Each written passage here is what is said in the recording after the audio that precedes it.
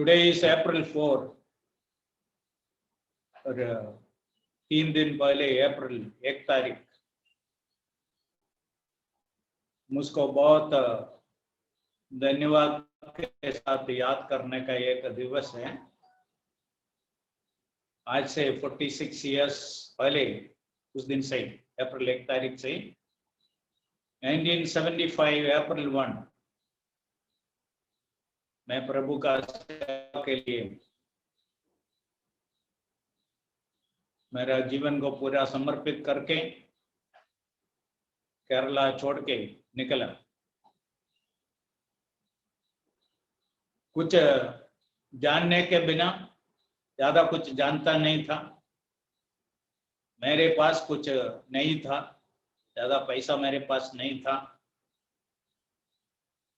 मेरे पीछे कोई नहीं था। मुझको आगे जाओ, हम आपके पीछे हैं।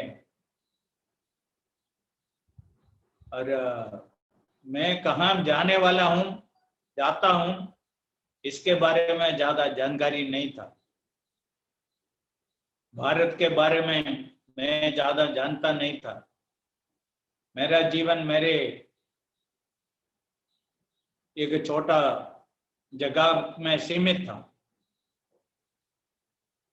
एक गांव से, वो भी एक बहुत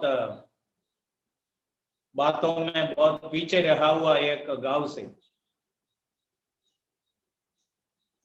मेरे जैसा एक आदमी को प्रभु ने चुन लिया, बुलाया। और मेरे लिए बहुत कठिन था, क्योंकि मेरा सपोर्ट के बिना उस समय मेरा घर आगे बढ़ नहीं सकता। उस समय मैं प्रभु का सेवा के लिए निकला और ये 46 इयर्स को पीछे मुड़ के देखता हूं और प्रभु का अवरंबार कृपा के लिए, अगुवाई के लिए, मदद के लिए, आशीष के लिए मैं प्रभु को धन्यवाद देता हूं।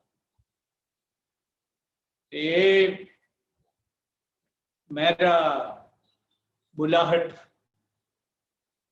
इतना सालों का जीवन के साथ जोड़ा हुआ एक भाग वजन से हम पढ़ेंगे और उसके ऊपर हम थोड़ा मनन करेंगे। ड्यूट्रोनॉमी चैप्टर 32 7 से लेके 14 तक हम पढ़ेंगे। ड्यूट्रोनॉमी चैप्टर 32 7 to 14। प्राचीन काल के दिनों को स्मरण करो, पीढ़ी पीढ़ी के वर्षों को विचारो। अपने बाप से पूछो और वह तुमको बतलाएगा। अपने वृद्ध लोगों से प्रश्न करो और वे तुझसे कह देंगे। जब परम प्रधान ने एक एक जाति को निज भाग बांट दिया और आदमियों को अलग अलग बसाया, तब उसने देश देश के लोगों की सीमाएं इजरायलियों की गिनती के अनुसार ठहराई, क्योंकि यहोवा का अंश उसकी प्रजा है, याकूब उसका नपा हुआ निज भाग है। उसने उसको जंगल में और सुनसान और गरजने वालों से भरी हुई मरुभूमि में पाया। उसने उसके चारों ओर रहकर उसकी रक्षा की और अपनी आंख की पुतली के समान उसकी सुधि रखी। जैसे उकाब अपने घोंसले को हिला हिलाकर अपने बच्चों को ऊपर मंडलाता है, वैसे ही उसने अपने पंख फैलाकर उसको अपने पैरों पर उठा लिया। यहोवा अकेला ही उसकी अगुवाई करता रहा और उसके संग कोई पराया देवता न था। उसने उसको पृथ्वी के ऊंचे स्थानों पर सवार करवाया और उसको खेतों की उपज खिलाई। उसने उसे चट्टान में से मधु और जगमग की चट्टान में से तेल चुसाया। गायों का दही और भेड़ बकरियों का दूध, मेमनों की चर्बी, बकरे और बाशान की जाति के मेढ़े और गेहूं का उत्तम से उत्तम आटा भी, और तू दाखरस का मधु पिया करता था। Okay, thank you. अभी ये पढ़ने के बाद जरूर एक गाना का कुछ लाइन आपके याद में आया होगा। कौन बोल सकता है कौन सा गाना आया?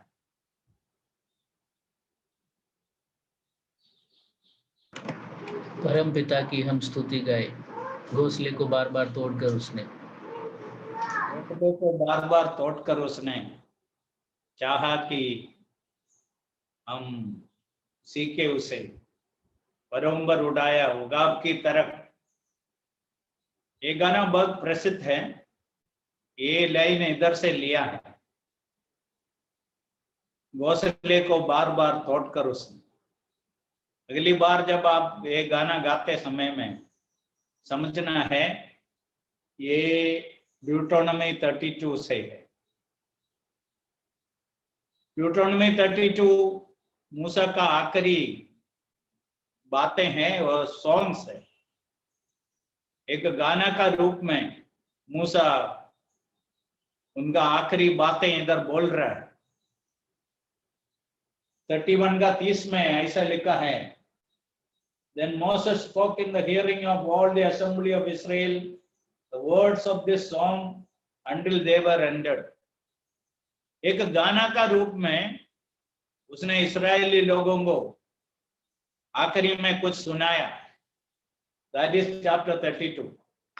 33 मूसा इस्राएली लोगों को आशीष किया। 32 में 33 में हम ऐसा पढ़ते हैं, Now this is the blessing with which Moses, the man of God, blessed the children of Israel before his death. एक आत्मिक नेता इधर से चले जाने से पहले अपने ईश्वर के लोगों को देके उनको आशीष दे रहा है। और 34 में मूसा के मरण के बारे में हम पढ़ते हैं।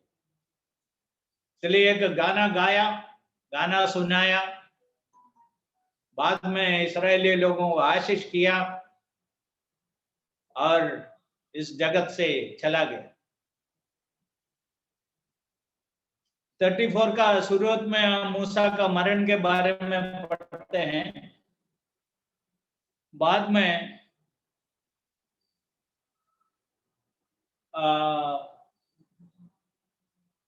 कुछ बातें उसका दफन के बारे में सब लिखा है। ये मैं याद करने का एक कारण है, इधर एक नास्तिक मेरे पास आया, वो मुझको बोला बाइबल में बहुत गलतियां हैं। मैं बोला बोलिए क्या क्या है? बोला मूसा मरने के बाद उसका दफन विधि के बारे में कैसा लिख सकता है? मैं बोला इतना ही है। बोला आप बहुत पुस्तक दुनिया में मिलेगा, वो लिखने वाला पूरा नहीं किया। और ऐसा 2-3 अध्याय उनके लिए दूसरे लोग बाद में लिख के जोड़ा है। ऐसा कितना पुस्तक है? और मैं बोला बाकी बातें इस पुस्तक में जो मिला है शायद जोशुआ लिखा होगा। इस कारण से आप क्यों ईश्वर से दूर रहता है? ऐसा काफी साल पहले मेरे साथ एक वाद विवाद हुआ। ठीक है, यदि आपके मन में ऐसा कुछ संदेह होगा, मूसा के मरण के बारे में शुरुआत में कहते हैं, बाद में उसका दफन के बारे में, आगे का बात के बारे में कुछ लिखा है, ये कैसा है? चलिए कुछ डाउट करने का बात नहीं है। अभी हम जो भाग पढ़ा है उधर आएंगे। ईश्वर के लोगों के साथ जोड़ा हुआ कुछ बातें, हमारे साथ जोड़ा हुआ, विशेष करके मेरे साथ जोड़ा हुआ कुछ बातें। ये इस साल अप्रैल 1 तारीख को प्रभु मुझको दिया हुआ वचन है। और 46 इयर्स इस दुनिया में प्रभु मुझको कैसा संभाला, कैसा मेरे साथ रहा, कैसा मेरा अगुवाई किया, और इसको सब मैं बहुत धन्यवाद के साथ याद करता था उस समय। ये वचन भाग से जो बातें निकला है वो मैं आपके सामने रखना चाहता हूँ। 7वां कलम में लिखा है, Remember the days of old, consider the years of many generations, ask your father and he will show you, your elders and they will tell you. पुराना बातों को याद करने का है, the recollection of what happened in the past. एक एक विश्वासी अपने जीवन में, आत्मिक जीवन में थोड़ा मजबूत होकर रहना है तो प्रभु हमें कैसा लेके आया उसको याद करने का। ईश्वर हमें कौन सा रास्ते से लेके आया। मैं विश्वास करता हूं हमारे जीवन में सबसे बड़ा धन हमारा अनुभव धन, रिचेस ऑफ एक्सपीरियंस। प्रभु हमें कैसा चलाया, एक एक बात में कैसा हमारा सहायता किया, मदद किया, प्रोत्साहन दिया, ये सब एक बहुत बड़ा धन है। It's a great riches,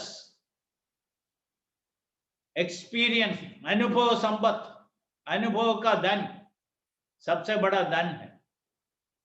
इसलिए पहला बात मूसा बोलना चाहते हैं, याद करो, रिमेंबर, रिकलेक्ट करो, पुराना बातों को याद करने का। मैं ब्रदरन असेंबली में आने के बाद मुझको कोई बता के नहीं दिया, जब कभी मैं केरला में छुट्टी में आया, कुछ वृद्ध लोगों को, बहुत उम्र वाले लोगों को मैं ढूंढ के गया और उनके पास जाके उनका विश्वास के बारे में, विश्वास के लिए जो संघर्ष था उसके बारे में, ये विश्वास कैसा केरला में लोग स्वीकार किया, उसके लिए खड़े हो गया, संघर्ष करना पड़ा और इसको आगे कैसा बढ़ाया, इसके बारे में मैं जानना चाहता था। वो मेरा विश्वास को ज्यादा मजबूत किया। इसलिए हम आज जहां खड़ा है उधर से थोड़ा पीछे मुड़ के देखने का है। प्रभु हमें कैसा मदद किया, कैसा हमारे साथ रहा, कैसा हमारा अगुवाई किया, ये याद करना। इंग्लिश में एक अच्छा गाना है, count your blessings, name them one by one, and it will surprise you what the Lord has done. कभी कभी जीवन में थोड़ा निराशा आ सकता है, शैतान कुछ बात हम और ईश्वर के बीच में ला सकते हैं। उस समय पीछे थोड़ा मुड़ के देखना, याद करना, ईश्वर हमें कहां से कहां लेके आए, हम कहां था, कैसा था, कौन सा रास्ते से हमको लेके आया, ये याद करना अच्छा है। 6वां अध्याय से 2-3 कलम पढ़ेंगे, ड्यूट्रोनोमी चैप्टर 6।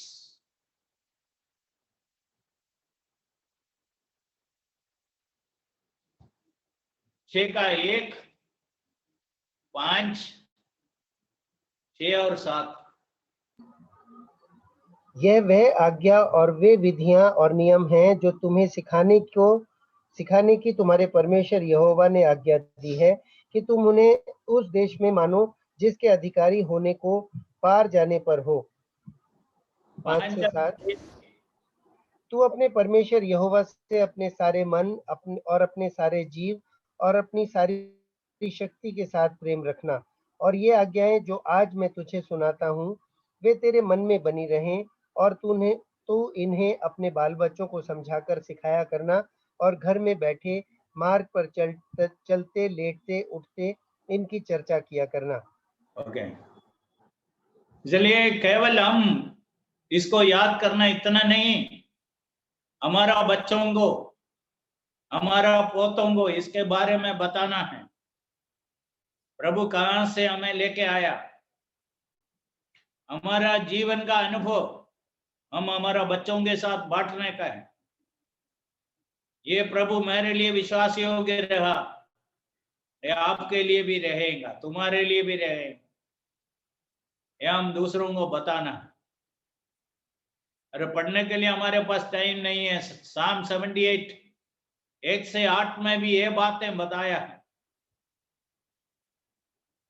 तुम्हारा बहुत बड़ा जिम्मेदारी है आने वाला पीढ़ियों को यह बताना, हमारा बच्चों को बताना, और दूसरों को बताने से पहले हम हमारा बच्चों को बराबर सुनाना है, पढ़ाना। केरला में प्रभु का एक दास जॉन कुरियन है, उन्होंने उनका संदेश में बताया, यीशु मसीह ऐसा एक सवाल पूछा, एक मनुष्य सारा जगत को प्राप्त करे वह अपना आत्मा को हानि लाए, उसके लिए क्या लाभ?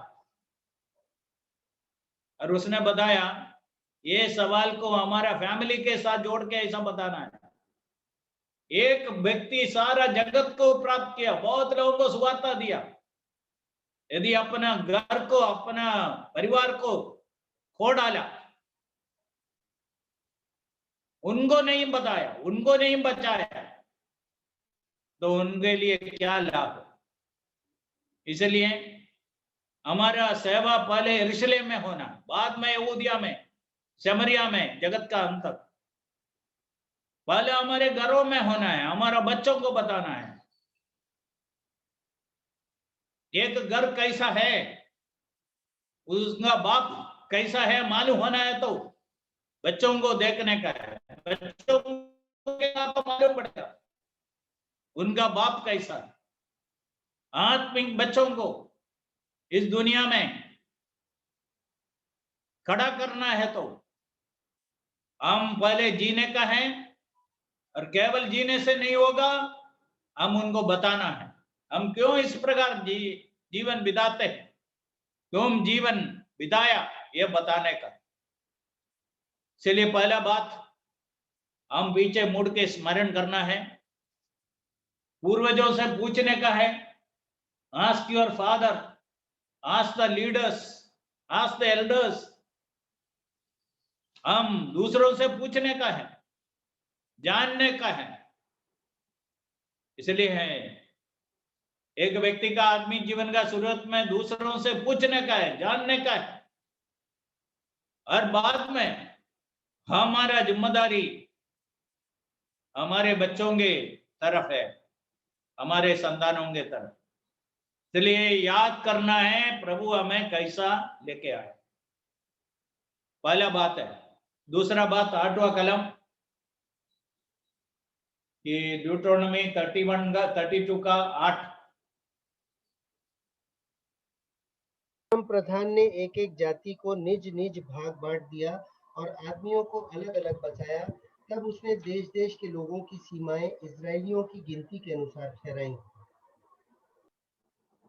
जब परम प्रधान सर्वशक्तिमान ईश्वर लोगों को अपना अपना जगह बांट के देता था, ये जो आज दुनिया में लोग अलग अलग जगह में रहते हैं, इसके ऊपर ईश्वर का हाथ है। भाषा के कारण लोग अलग अलग होके दुनिया में जाते समय में ईश्वर कुछ लोगों को आगे आगे भेजा और इस पृथ्वी को बांट के दिया है। और एक तरफ से देखेंगे तो अच्छा है, और एक देश के बारे में लोगों को सोचने का है, अपने देश के बारे में, अपने स्टेट के बारे में, अपने गांव के बारे में, अपने घर के बारे में। ओ अच्छा, इसलिए ईश्वर ऐसा जगह बांट के देता था। इसको हम बोल सकते हैं God's people and the location, जो जगह में हम रहते हैं। पहला रिकलेक्शन, ईश्वर का लोग और उनको याद करने का। दूसरा है ईश्वर का लोग और उनका लोकेशन। अहमदाबाद में जो ये 8 नू भूमिका है, उसके लिए मैं ईश्वर को धन्यवाद देता हूं। पहला बात, मुझको कुछ मालूम नहीं था, मैं उत्तर भारत में आने वाला था, दूसरा बात, गुजरात में ही आने वाला था, मालूम नहीं था। तीसरा बात, गुजरात में कहाँ आने वाला है, कौन सा शहर में है, मालूम नहीं था। आखिरी में अहमदाबाद में पहुंचा। 30 साल हमको रहने के लिए जो जगह प्रभु दिखाया, अभी मैं प्रभु को बहुत धन्यवाद देता हूं उस जगह के लिए, वो सुविधाएं के लिए। रोड पर है और किसी को डिस्टर्ब करने के बिना लोगों को मेरे घर में आ सकते।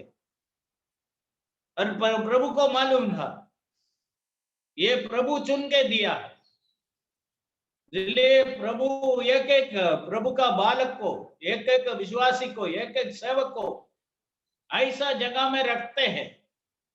उस जगह प्रभु के लिए, उनका काम के लिए काम में आ जाए। इसलिए प्रभु इस सर्वशक्तिमान दुनिया की लोगों को अपना अपना जगह बांट के देते समय में इस्राएली लोगों को भी जगह चुन के दिया। इस्राएली लोग कहाँ रहने का है, काम उनके लिए जगह होना है, इसके बारे में ईश्वर सोचा। अभी आपको एक बात मैं बोलना चाहता हूं, ये इस्राएल के चारों तरफ मरुभूमि है और हम इजिप्ट से पार करके इस्राएल में जाए, इस्राएल केरला के जैसा होता है, बहुत हरा दिख रहा है और बहुत पानी उधर मिल सकते हैं। और कुछ गल्फ कंट्रीज में पानी, पीने का पानी कहां से है, खेती के लिए पानी कहां से? उन लोग समुद्र का पानी को साफ करके लोगों को पीने के लिए, खेती के लिए देते हैं। इस्राएल में बहुत पानी है और इतना समझने का है, जब इस लोगों के लिए, अपने लोगों के लिए जगह चुन के दिया, सबसे उत्तम जगह उनको चुन के दिया है ईश्वर, वो समझने का। सो द लोकेशन जो ईश्वर दिया है, इसलिए हम में से एक एक के लिए जो जगह हम रहते हैं, ईश्वर को मालूम है ये हमारे लिए अच्छा है, ये ईश्वर दिया हुआ जगह है। इधर में रह के जितना मुझसे हो सकता है उतना ईश्वर को सेवा करें। चलिए, हमको जो घर है, घर नहीं है, जो जगह में हमें किराए में रखा है, उसके लिए हम ईश्वर को धन्यवाद दें। इस जगह जितना मुझसे हो सकता है उतना के लिए उपयोग में आए, हमारा इच्छा होना। द डिवाइन लोकेशन, ईश्वर का लोग और उनका रहने का प्रत्येक स्थान, ईश्वर हमको दिया हुआ जगह, उधर हम तृप्त होकर रहने का। तीसरा बात 9वां कलम में हम देखते हैं, क्योंकि यहोवा का अंश उसकी प्रजा है, याकूब उसका नपा हुआ निज भाग है। इधर ईश्वर सारे जगत से इस्राएल को चुन लिया अपना निज प्रजा होके। God's people and their election, ईश्वर उनको चुन लिया। इधर 7वां अध्याय का 6 पढ़ते हैं, चैप्टर 7, 6 and 7।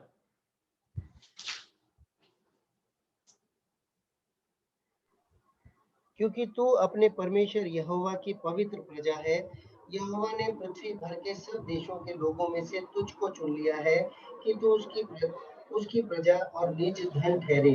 यहोवा ने जो तुमसे स्नेह करके तुमको चुन लिया, इसका कारण यह नहीं था कि तुम गिनती में और सब देशों के लोगों से अधिक थे, किंतु तुम तो सब देशों के लोगों से गिनती में थोड़े थे। ओके, ईश्वर इस्राएली लोगों को बाकी सब लोगों में से अपना लोग होके चुन लिया। हम हमारा व्यक्तिगत जीवन को देखें, हमारा परिवार को देखें, हमें एक मंडली के रूप में देखें, ये बोल सकता है द डिवाइन इलेक्शन, ईश्वर हमें चुन लिया। ईश्वर के लोग और उनका चुनना, मैं ईश्वर से बार बार पूछता हूं, मेरे जैसा एक आदमी के पीछे क्यों प्रभु आया? हमारे में कितने बड़े बड़े लोग थे, ज्यादा पैसा वाला थे, ज्यादा पढ़े लिखे लोग थे, ज्यादा धार्मिक लोग थे। ऐसा कैसे आते हैं? उन लोग छोटे उम्र से ईश्वर का भाई में बड़े हुए लोग हैं, और ऐसा कोई भी बातें मेरे जीवन के साथ जोड़ा हुआ नहीं था, पर भी प्रभु मुझको चुन लिए। ये बहुत अचंभित बात। आप में से एक को अपना जीवन को देखे, आपका गांव से, आपका परिवार से, आपका बंधु जनों के बीच में से क्यों आपको चुन लिया? This is something amazing. हम ईश्वर को कितना धन्यवाद देने का है, मेरे जैसा एक आदमी को प्रभु चुन लिया, आपको चुन लिया। डिवाइन इलेक्शन, ईश्वर हमें चुन लिया, ईश्वर के लोग और ईश्वर हमें चुन लिया। 10वां कलम 32 का 10। उसने उसको जंगल में और सुनसान और गरजने वालों से भरी हुई मरुभूमि में पाया। उसने उसके चारों ओर रहकर उसकी रक्षा की और अपनी आंख की पुतली के समान उसकी सुधि रखी। इधर हम देखते हैं डिवाइन प्रोटेक्शन, ईश्वर के लोग और ईश्वर कैसा उनको सुरक्षित रखा। और इधर दो शब्द इधर है, God encircled them or he kept him as the apple of his eye. ईश्वर उनको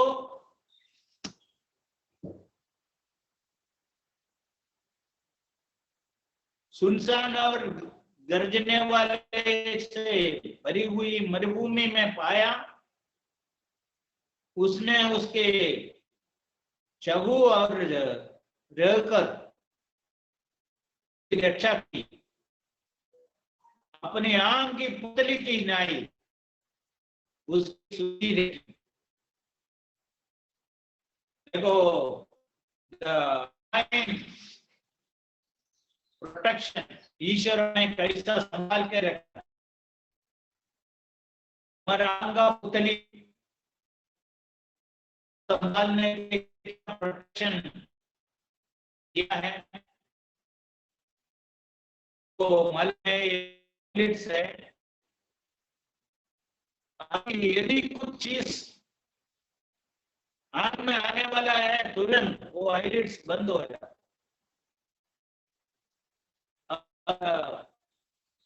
ऊपर जो आईब्रो है ये इतना स्ट्रॉन्ग है, उसको it's protected outside so that suppose we fall, go and hit somewhere, हमारा आंख सुरक्षित रहे। इसलिए बहुत लोगों का ये आईब्रो में देखेंगे तो कुछ ना कुछ मार्क्स है, और जब उन लोग गिरा आंख सुरक्षित रहेगा। ये आईब्रो पूरा को प्रोटेक्ट किया। इसलिए वो जो आंख का पुतली है उसके जैसा ईश्वर हमें इस खतरे से भरा हुआ दुनिया में संभालता है। God is taking care of us, encircling us and protecting us like आप लोग के आए। तो ईश्वर का यदि हम ध्यान तक बहुत धन्यवाद देना है इस भरा हुआ दुनिया में, रोज ईश्वर कैसा हमें, ये हमको याद रहना। कभी कभी एक्सीडेंट से, बीमारी और दुर्घटनाओं से हमें प्रभु बचाता है, इसके लिए हम धन्यवाद देना, प्रोटेक्शन। और 12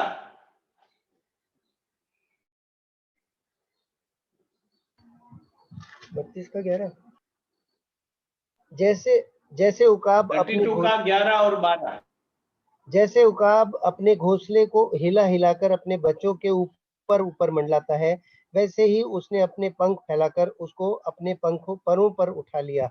यहोवा अकेला ही उसकी अगुवाई करता रहा और उसके संग कोई पराया देवता न था।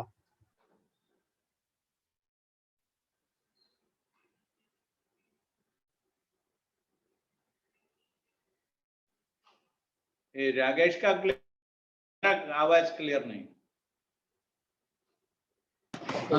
He was clear, uncle. इधर से clear? Yes, we can hear you. So I'll read verse 11 and 12 in English.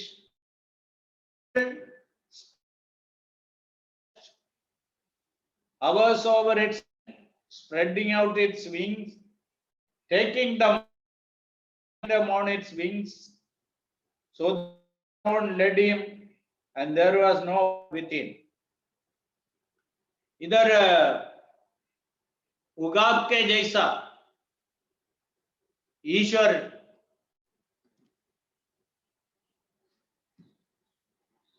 बचा के रखते हैं, इंस्ट्रक्शन देता है, ट्रेनिंग देता है। और लोग बोलते हैं उकाब, ईगल ऐसा एक पक्षी है, उसका स्वभाव बाकी पक्षियों से थोड़ा अलग है। उनका बच्चों को हवा में उड़ने के लिए है, ऊपर बाकी पक्षियां वो छोड़ के चले जाते और घोंसला ऐसा ही रहे। उकाब पक्षी है, eagle is, it will first destroy nest, घोंसला को तोड़ देता है। उसे क्या सिखाता है? ये घोंसले के अंदर हमेशा रहने के लिए तुमको बनाया नहीं है, तैयार किया नहीं है। ये घोंसला थोड़ा समय के लिए है।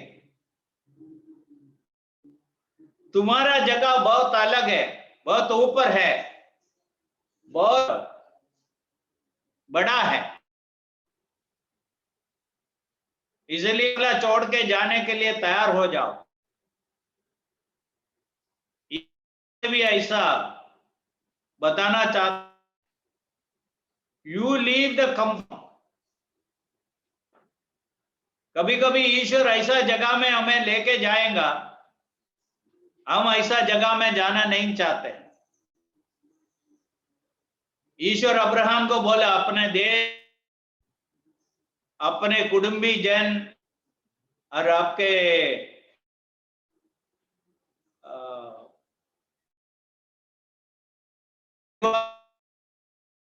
कहां जाने का है?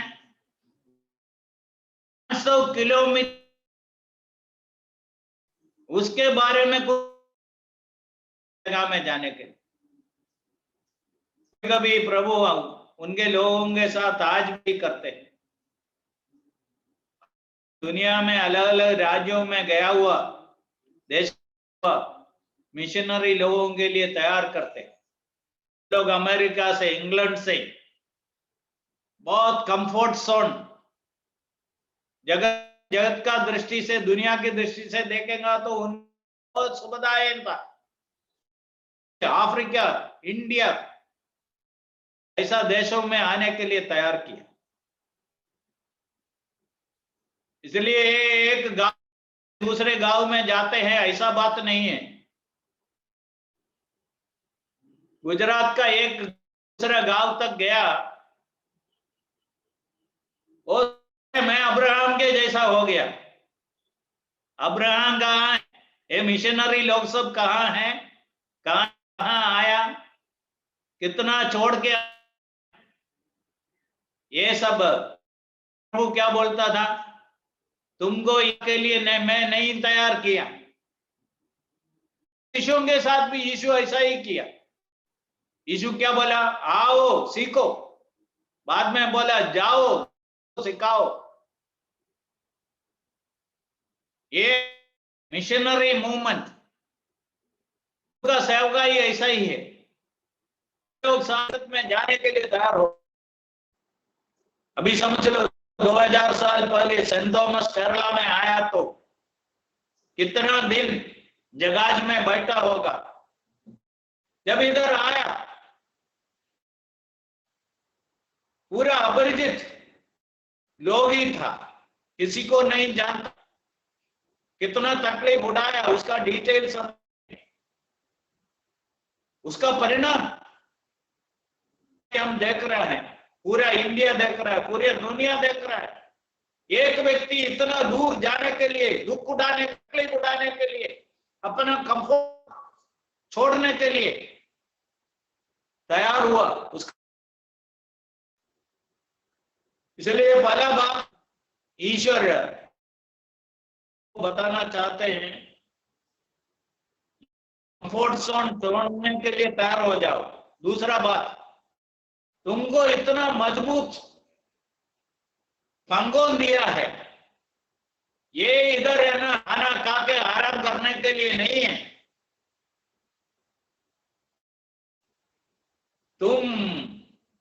तुमको इतना मजबूत स्ट्रॉन्ग इसलिए दिया है, इसका उपयोग हो जाए।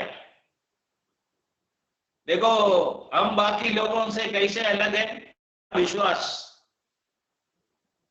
सेवक का विश्वास, वो विश्वास में ज्यादा मजबूत हो। कितना भी दूर जाने के लिए, कितना भी उठाने के लिए, तकलीफ उठाने के लिए तैयार। विश्वासी भी ऐसा ही होना। ईश्वर हमको विशेष कुछ खास बातें हमारे जीवन में दिया।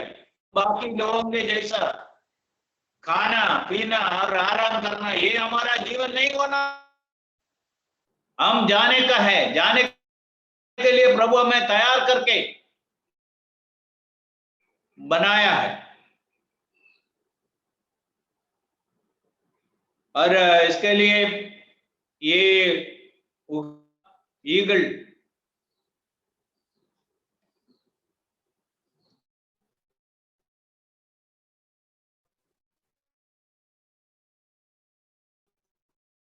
करना चाहते हैं।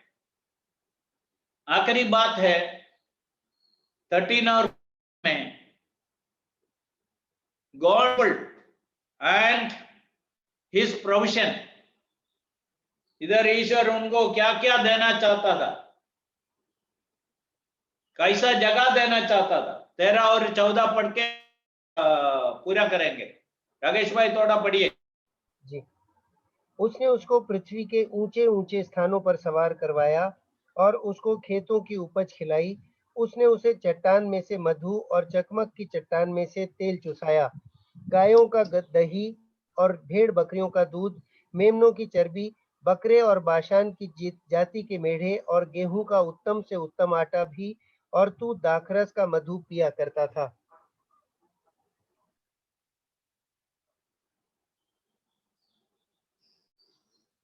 ओके। इधर देखते हैं द प्रोविजंस। ईश्वर उनका जरूरतें कैसा पूरा किया, उनके लिए कितना उत्तम चीज देना चाहता और दिया। इसलिए मैरिज में शैलेश नायर जो संदेश दिया था, और उस संदेश में बार बार एक बात बोला है, best is yet to be, सबसे उत्तम आगे। ये विश्वासी कहते हैं, आगे आगे हम जाते हैं, ईश्वर आते हैं, और आपको मिलने वाला है सबसे उत्तम है। ऐसा एक देश में हमें लेके जाने वाला है, उसका कुछ कंपैरिजन नहीं है, द बेस्ट। इसलिए प्रभु के लोगों के साथ जोड़ के हम देखेंगे, उत्तम से उत्तम आगे है। अभी तक जो उससे भी उत्तम बातें केवल इस दुनिया के लिए नहीं, हमेशा काल के लिए स्वर्ग में हमको मिलने वाला है। चलिए, इधर हमने क्या देखा है, कुछ प्रभु के लोग कुछ बातों को करना है। हम कहां से आया है, इधर तक आया, उसको याद करने का है। फिर जो जगह के आया, जो जगह में हम रहे, वो इस हम जो जगह में रहते हैं, ईश्वर हमको चुना है। तीसरा, ईश्वर हमको इस जगत से चुना है, संभालता है। हमारा बुद्धि से, हमारा सामर्थ्य से, बहुत तकलीफों से बच के नहीं आते। ईश्वर हमको इतना हैं, इसलिए हम सुरक्षित हैं। और ईश्वर हमको सिखाते हैं, ट्रेनिंग देना चाहते हैं, हमें आत्मिक जीवन में आगे बढ़ना चाहते हैं, भौतिक जीवन में भी आगे बढ़ना चाहते हैं। ईश्वर हमको उत्तम चीजें देना चाहते हैं। ऐसा एक ईश्वर हमारा बाकी जीवन में हम संभाल के जिए, और प्रभु अभी तक हमें कैसा चलाया, आगे भी ये प्रभु हमें चलाएंगे। आखिरी में हमको जो मिलने वाला चीज है वो उत्तम से उत्तम है, समझ के हम दुनिया में जिए। प्रभु इन वचनों के द्वारा हमें आशीष करे।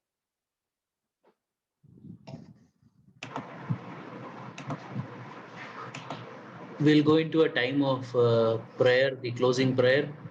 I'll request Brother Rakesh Thomas to pray.